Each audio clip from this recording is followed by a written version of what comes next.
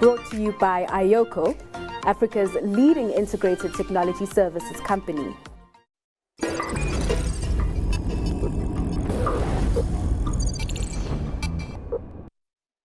It's time for Tech Talk. Now popular in Nigeria and India, motorcycle-based rides are commonplace to help commuters navigate congested traffic. Uber's offering of this nature is called Uber Moto, and it's being piloted here in Johannesburg as the ride-hailing platform bets on motorbike rides for growth. Business Day's Mudiwa Gavaza joins us with more detail. Mudiwa, thanks so much for your time this afternoon. Now, it sounds like a good idea, right? Being able to just zoom through traffic in the morning or in the evening. But honestly, it's not enough incentive for me to take a motorbike.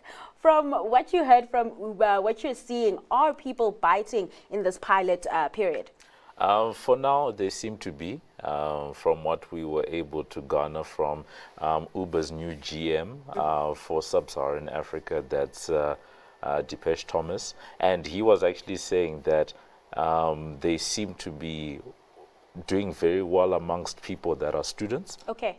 Because they're doing this in Johannesburg West, right? That's the part of the city that they are playing in. That they're playing in right now. I'll just read for you the neighborhoods that they are mainly playing in. It's Braamfontein, Melville, Greenside, Brixton, Mayfair, Fordsburg, Rossmore, Langlaat, Richmond, and the University of Johannesburg.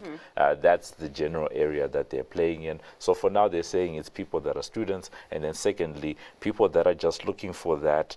I think Cape Town does it very well, you know, with the Avanzas, the transport to and from, main taxi ranks and that type of thing. Yeah. You know, I asked this because it's quite surprising that people here in South Africa are biting, because we're not known to have a culture to use motorbikes for passenger usage. And that's very true. When you look at some of the countries that make up Uber Sub-Saharan Africa, you've got the likes of Nigeria, you've got the likes of Kenya that are in there. And those are countries that have a firm biking and scooter culture, in them, heavy traffic, and then you have a large swath of the population that are, using this.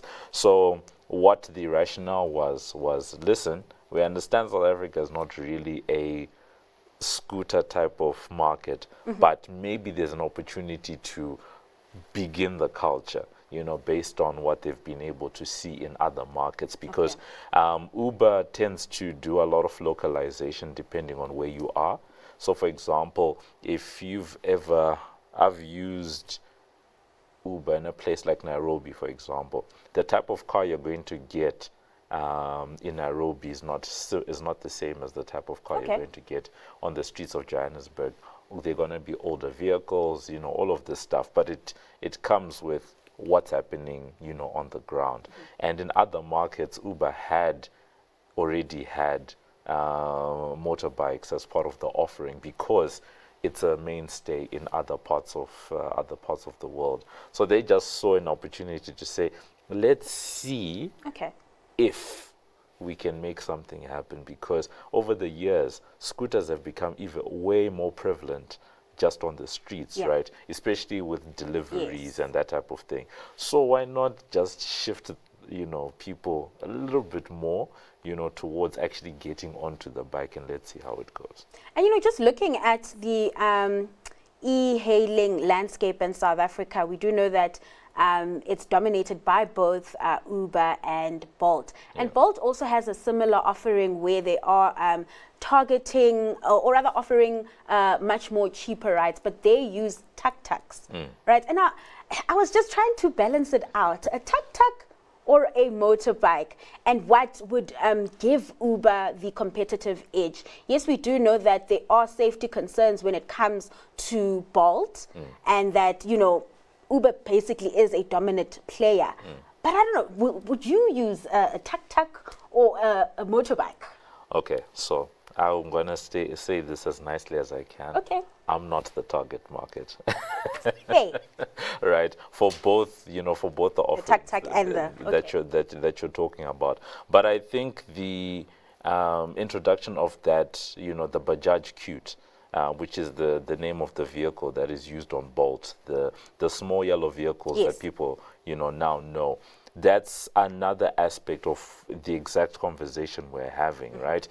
Those cars, if you go to a place like India, right, Very very dominant. prevalent, very dominant, and it was not a thing, right, on the streets of Johannesburg in South Africa. But, Bolt saw an opportunity, to say, what can we do to bring in something that's cheaper?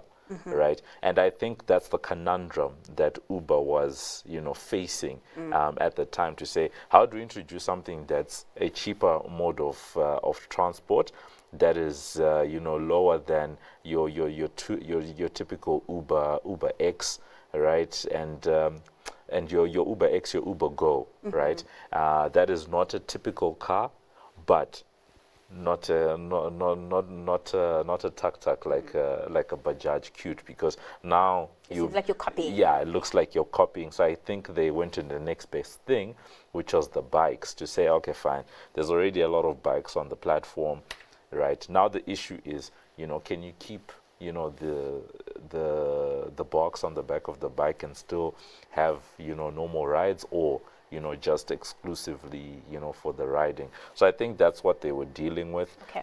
Interesting thing about the Bajaj Qute, it's actually not considered a car. I've heard that before, hey? Yeah. But I mean, I've sat in one and, hey, I'd never do that again. They actually consider it a quadricycle. Okay. So in essence, it's a motorbike, but with four wheels. Okay. Because the engine is so small, etc., they don't even qualify it, as a car. So I think both players have been looking at how do you get, below a car, but in a way that you're able to get someone's 18, 20, maybe 25 rand for those short 3 or 4 kilometer rides. And there's also issues around hygiene as well as safety concerns. You mentioned with those delivery bikes that have the boxes at the back, would they have to remove it? How are they navigating concerns around hygiene as well as safety? Interestingly, when we're talking to the new GM, he actually said that for him it was an awkward experience when he tried it out himself, because the first thing was, okay, when you get onto the back of the bike and you've got a driver in front of you, where do you hold? Aha. Right? Because if you've watched romantic movies, you think you're doing this, but no, you have to. They're actually handlebars that are just underneath you. That's what you're meant to hold. That's one of the aspects that they are working on, to say we need to educate people about what is the correct seating position, right? On the hygiene side, they provide 2 helmets on each one of the. Rather, on the safety side, it's 2 helmets on each bike, but on the hygiene side, they make sure that before you put on the helmet, you have a net, right? So that you and whatever's going on your head doesn't end up being passed on, to multiple riders. What's on a practical level, what I wonder is, a year from now, right, how seriously the drivers will still be implementing those the rules, nets, yes. right, and some of those rules, because let's be honest, on a practical level, it's very fussy, right?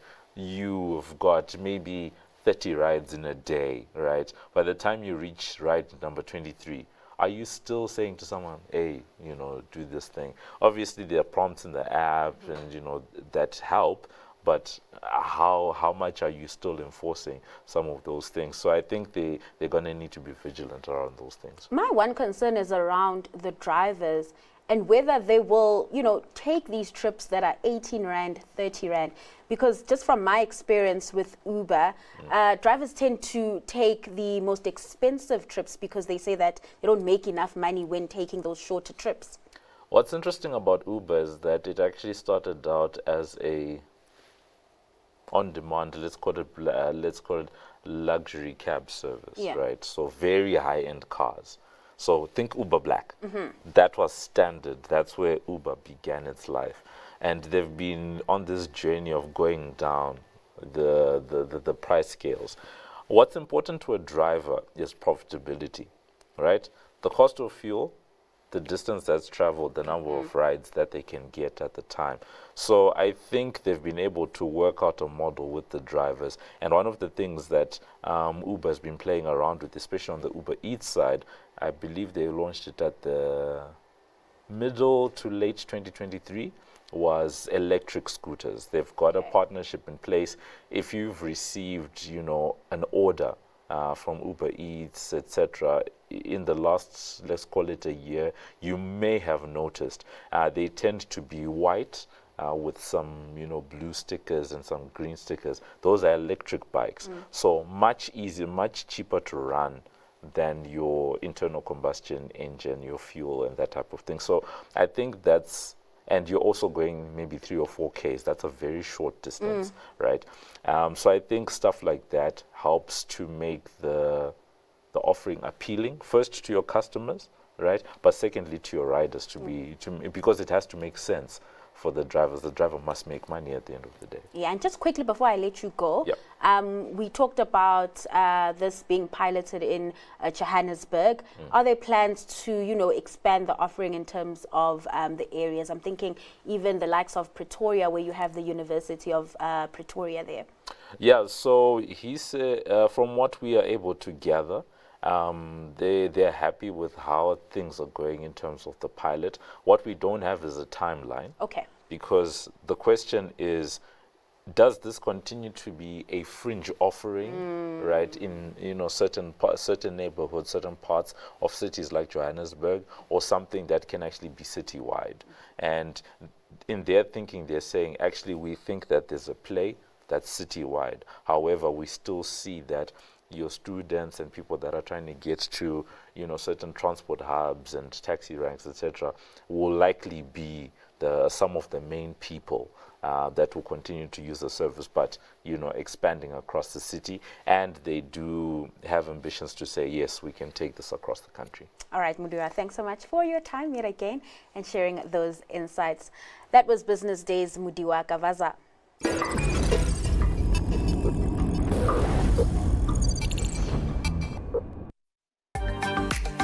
Brought to you by Ayoko, Africa's leading integrated technology services company.